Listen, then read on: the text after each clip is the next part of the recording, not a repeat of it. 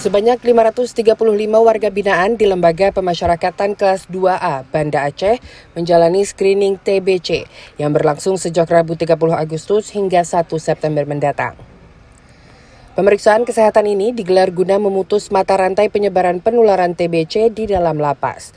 Menyusul ditemukannya 2 kasus positif tuberkulosis atau TBC di lapas tersebut sejak Juli lalu.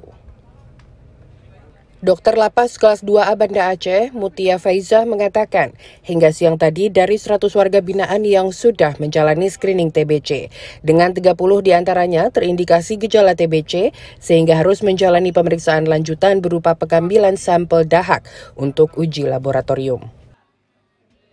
Di lapas kita sudah ada ya yang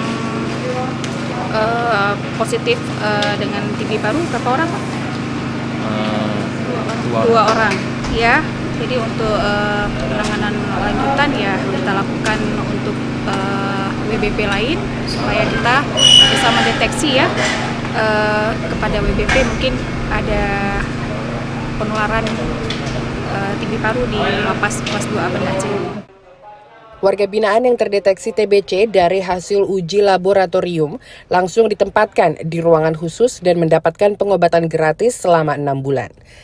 Tahun lalu, Kementerian Kesehatan berhasil mendeteksi 700.000 kasus TBC di Indonesia, yang merupakan angka tertinggi sejak TBC menjadi program prioritas nasional. Indonesia bahkan berada di peringkat kedua setelah India, dengan jumlah kasus 969.000 dan kematian mencapai 93.000 per tahun. Dari Banda Aceh, Aprizal Rahmat, Kantor Berita Antara, mewartakan.